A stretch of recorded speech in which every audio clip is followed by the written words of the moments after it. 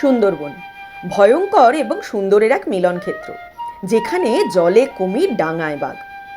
তবে আমি অবশ্য সুন্দরবনে গিয়েই বাঘ পাবো এমনটা আশা করে যাইনি। গিয়েছিলাম বিশ্বের বৃহত্তম ম্যানগ্রোভ দেখতে। কলকাতা থেকে গদখালির দূরত্ব 89 কিলোমিটার। গাড়িতে সময় লাগে 2.5 থেকে 3 ঘন্টা মতো। আমাদের ভ্রমণসূচি ছিল 2 রাত 3 দিনের গদখালি থেকে গদখালি।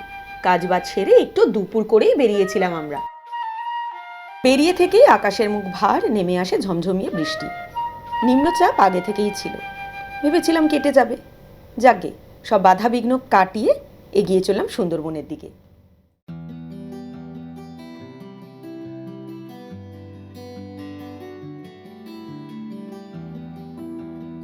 আমি তো গাড়িতে এসছি, আপনারা যারা ট্রেনে সুন্দরবন আসতে চান তাদের আসতে হবে ট্রেনে ক্যানিং।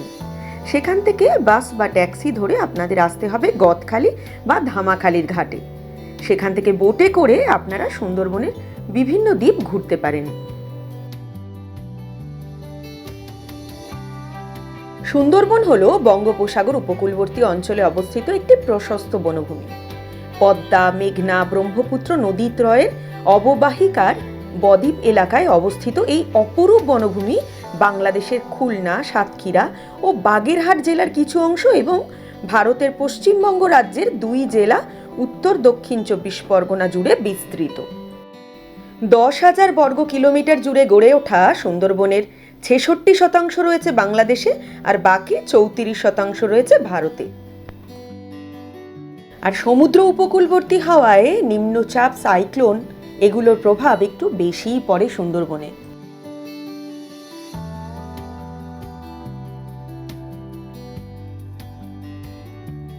যাই হোক, কথা বলতে বলতে পৌঁছে গেলাম গদখালির ঘাটে।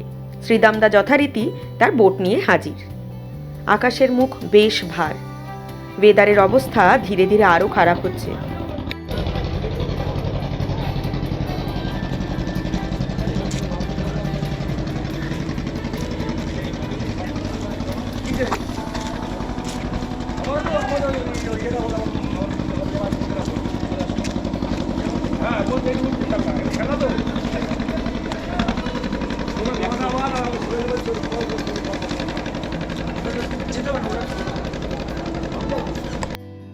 পৌঁছতে বিকেল হয়ে গেল। আজ কোনো সাফারি নেই। সোজা এখান থেকে যাব বালি আইল্যান্ডের হোটেলে। সেখানে রাতটা কাটিয়ে ভোর থেকে শুরু হবে আমাদের বোট সাফারি।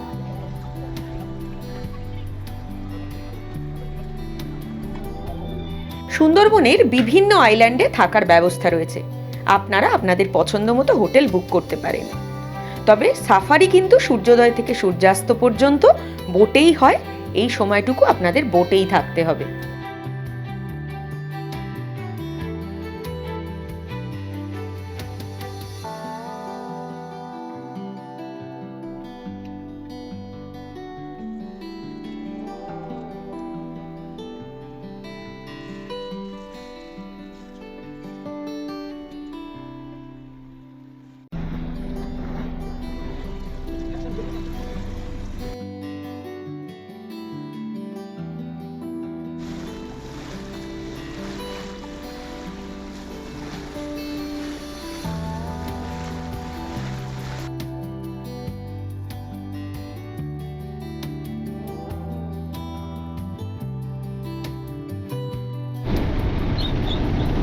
নেই।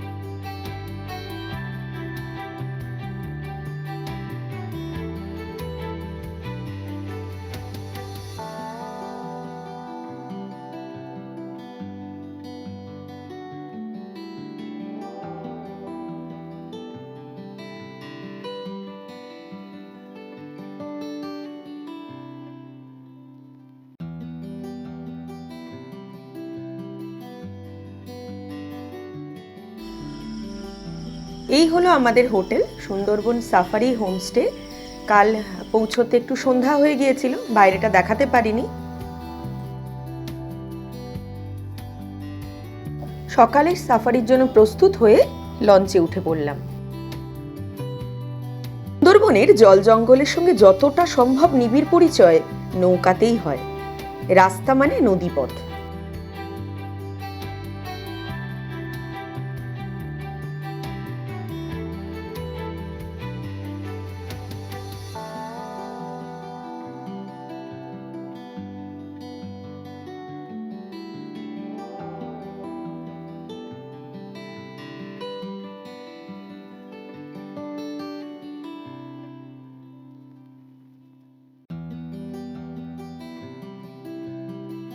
বাংলায় সুন্দরবনের আক্ষরিক অর্থ সুন্দর জঙ্গল বা সুন্দর বনভূমি। সুন্দরী গাছ থেকেই সুন্দরবনের নামকরণ হয়ে থাকতে পারে, যা এখানে প্রচুর জন্মায়। সুন্দরবনের আরেক নাম বাদা বন। বাদা মানে জোয়ার ভাটা বয়ে যায় যে বনে।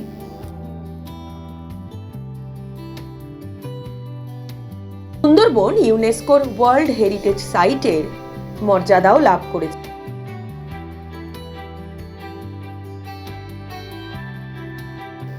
লঞ্চ বসতি এলাকা ছাড়িয়ে ধীরে ধীরে এগোচ্ছে।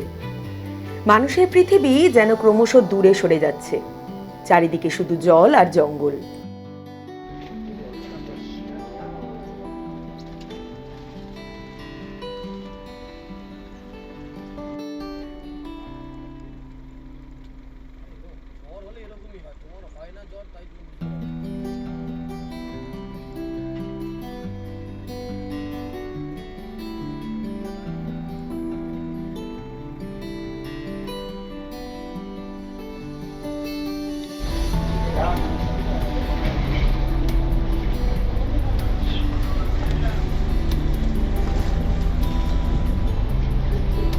Good morning.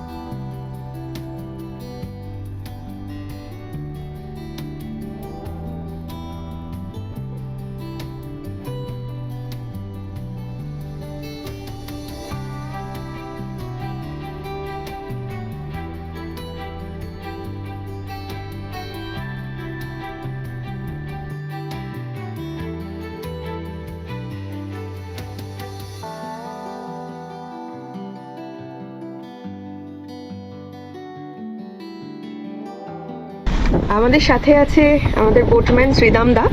তো শ্রীদাম দা, কতদিন ধরে এই পেশায় তুমি আছো? 2004 সাল থেকে কাজ করছি সুন্দরবনের উপরে, ওয়াইল্ড লাইফের উপরে। 2004 সাল থেকে আছো। আচ্ছা, তো সুন্দরবনের সাফারি কিভাবে হয়? সুন্দরবনের সাফারি বলতে দেখুন, সানরাইজ টু সানসেট প্রতিদিন হয়। এখন বন্ধ হয়ে গেছে, মঙ্গলবার করে একদিন করে জঙ্গল রেস্টের জন্য বন্ধ, আর সব দিনই সানরাইজ টু সানসেট সাফারি হয়। মানে জোন ভাগ আছে কি এখানে? এরকম কোনো অন্যান্য কোনো জোন ভাগ নেই, কিন্তু ওয়াইল্ড লাইফ স্যাংচুয়ারি বলে একটা জোন আছে, সেইটাই হচ্ছে টুরিস্টদের জন্য অ্যালাওয়া আছে। আর একটা বাফার জোন বলে একটা জায়গা আছে, সেই জায়গাটা অ্যালাওয়া আছে। এই জঙ্গল সারা বছর খোলা থাকে? তো সারা বছরই খোলা থাকে। আচ্ছা, পারমিশন কিভাবে করতে হয়? পারমিশন আগে ছিল অফলাইন, মানে হাতে লিখে দিত পারমিশন হতো। এখন অনলাইন করে দিয়েছে, দেওয়ার পরে পারমিশন আমরা অনলাইন থেকেই করি। এটা মানে টাইগার রিজার্ভের একটা ওয়েবসাইট আছে, সেই ওয়েবসাইট থেকেই আমরা করি। আচ্ছা, তুমি তো বহু বছর ধরে আছো সুন্দরবনে, তো সুন্দরবনের কি চেঞ্জ দেখেছো? চেঞ্জ বলতে সুন্দরবনে আগে টাইগার সাইটিং হতো না, এখন মোটামুটি ভালো টাইগার সাইটিং হয়। তারপরে আগে ওয়াইল্ড লাইফ ট্যুর কম হতো, এখন একটু বেশি হয়, কারণ ফটোগ্রাফাররা প্রচুর আসে, তার জন্যই সুন্দরবনটা এইটাই চেঞ্জ। মানে এত যে টাইগার সাইটিং হচ্ছে তাতে কি বাঘের সংখ্যা বেড়েছে মনে হচ্ছে আগের থেকে অনেক? হ্যাঁ, বাঘের সংখ্যা বেড়েছে, প্লাস হচ্ছে ওয়াইল্ড লাইফ ট্যুর করার জন্য প্রচুর ফটোগ্রাফাররা আসে, সেই জন্য বাঘটা বেশি দেখা যাচ্ছে। প্লাস হচ্ছে বাঘ সব জনেই আছে, যে একটা জন বলে এক জায়গায় আছে সেরকম না, মানে ওয়াইল্ড লাইফ স্যাংচুয়ারির জন্য যতগুলো আছে, মানে যতগুলো জোন আছে সবটাই আছে। আচ্ছা, ট্যুরিজম যে ধরো এত মানে উন্নতি করেছে, এখানে স্থানীয় মানুষদের কি কোনো উপকার হয়েছে এতে? কিছু মানুষের উপকার হয়েছে, সেটা যারা এই যাদের বোট আছে, যারা ওয়াইল্ড লাইফ নিয়ে ট্যুর করে কিংবা পিকনিক গ্রুপ করে, তাদের ছাড়া আদার্স অন্য লোকজন মাছ কাঁকড়া ধরে, তাদের এইটাই হয়েছে, তাছাড়া অন্য কোনো ইয়ে হয়নি। তো সুন্দরবনে মানে স্পেশালিটি কি তোমার মনে হয় যে অন্যান্য জঙ্গলের থেকে আলাদা কি? সুন্দরবনে আলাদা বলতে দেখুন, সুন্দরবনে আলাদা বাঘ হচ্ছে আলাদা জিনিস, সুন্দরবনের বাঘটাই পুরো আলাদা, অন্য অন্য জঙ্গলের থেকে সুন্দরবনের বাঘটাই আলাদা একটা জিনিস। মানে পৃথিবীর একমাত্র ম্যানগ্রোভ যেখানে বাঘ আছে সেটা বলছো? হ্যাঁ, আর সেটা হচ্ছে আপনার সুন্দরবনের বাঘ হচ্ছে ম্যানিটার।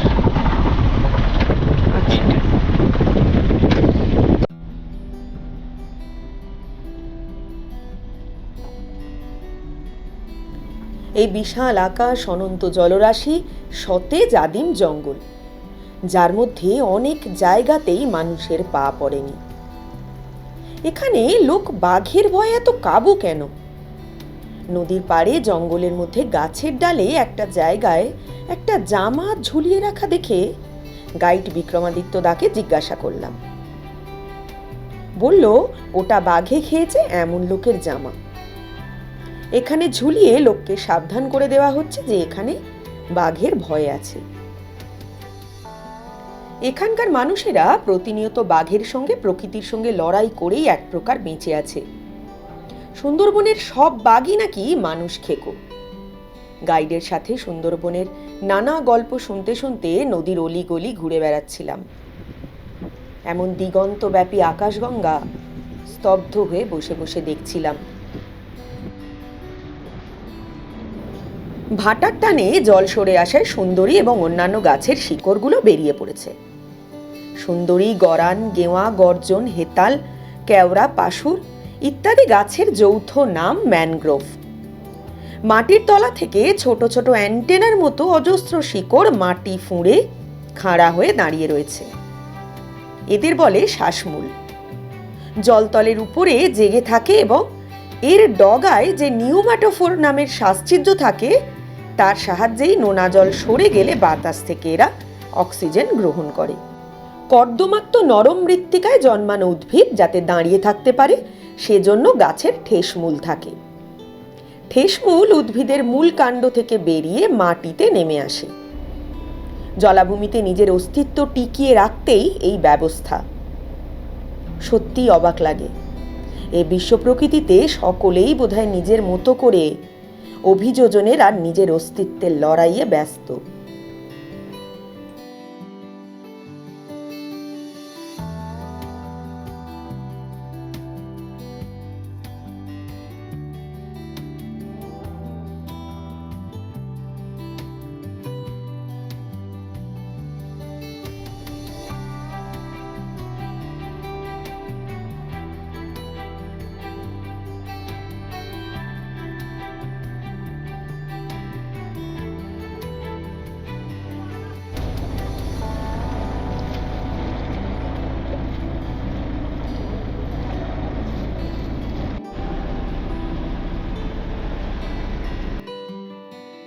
লঞ্চ কিছু দূর এগোতেই চলে এলো গরম গরম লুচি, আলুর তরকারি, ডিম সেদ্ধ, মিষ্টি, জলখাবার।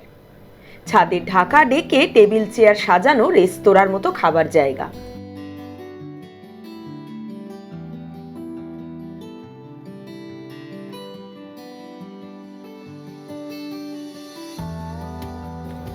মৎস্য শিকার, মধু সংগ্রহ মূলত এই ধরনের জীবিকার সাথেই এখানকার মানুষজন যুক্ত। জীবন জীবিকার তাগিদে তারা প্রতিনিয়ত ছুটে যায় গহীন জঙ্গলে, আর সেখানে অনেক সময় মৃত্যুর মুখোমুখি হতে হয় তাদের। অনেকেরই প্রাণ যায় বাঘের থাবায়।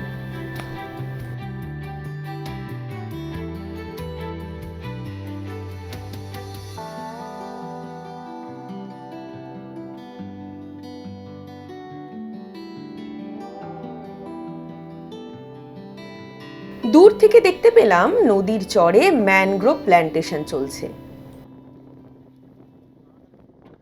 ম্যানগ্রোভ বাগান তৈরি করার প্রধান কারণ হলো উপকূলীয় অঞ্চলের সুরক্ষা, জীববৈচিত্র্য রক্ষা এবং জলবায়ুর পরিবর্তনের মোকাবিলা।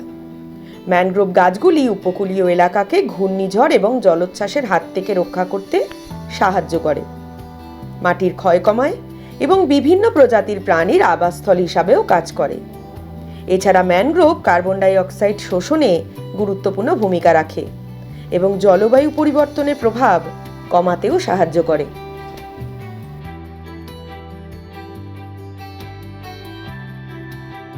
বকের দল নদীর চড়ায় ঘুরে বেড়াচ্ছে।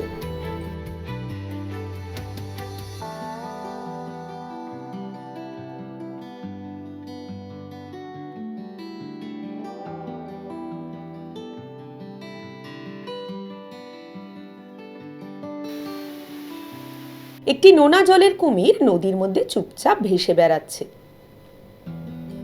আর তার ছানাপোনারা কেউ বা চড়ায় শুয়ে, কেউ বা জলের মধ্যে মায়ের আশেপাশে ঘুরে বেড়াচ্ছে। এরা হচ্ছে পৃথিবীর জীবন্ত সরীসৃপদের মধ্যে সবচেয়ে বড়। দৈর্ঘ্য 5 থেকে 7 মিটার পর্যন্ত হয় এদের। ওজন হয় সাধারণত 400 থেকে 1000 কেজি পর্যন্ত। অবলুপ্ত প্রায় নোনা জলের কুমিরকে বাঁচাতে নানান ব্যবস্থা গ্রহণ করেছে প্রশাসন।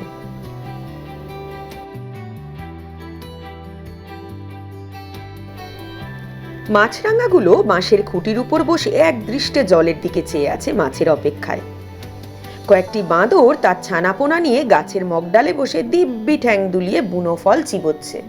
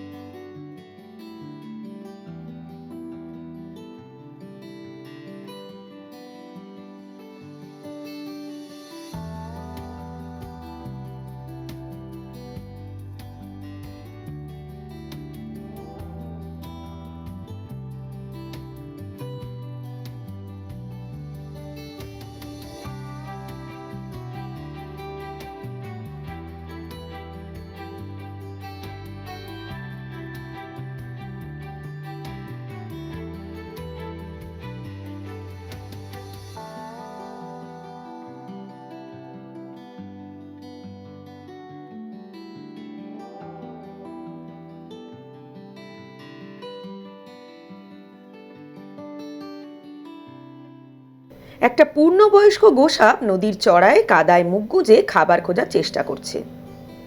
মাঝে মধ্যেই কাদা মাখা মুখ তুলি আর লম্বা জিভ বের করে চুকচুক করে আবার সামনের দিকে এগোচ্ছে।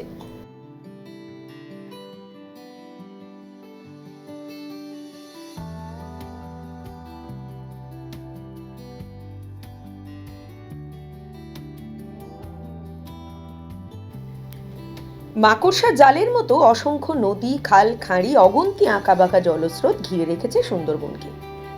এই সমস্ত নদীতেই পাওয়া যায় প্রচুর মাছ। এখানে 100-রও বেশি প্রজাতির মাছ পাওয়া যায়, যার মধ্যে বেশ কিছু বিচিত্র মাছও আছে। সঙ্গে আছে নানা প্রজাতির চিংড়ি, কাঁকড়া, শুশুক এবং বিপন্ন তালিকাভুক্ত কচ্ছপ। আর আছে মজার এক উভয়চর মাছ, নাম মাড স্কিপার। ভাটার সময় নদীর চরে সুন্দরবনে সর্বত্রই দেখা যায় এদের। এরা পাখনাগুলোকে পায়ের মতো ব্যবহার করে হেঁটে বেড়াতে পারে।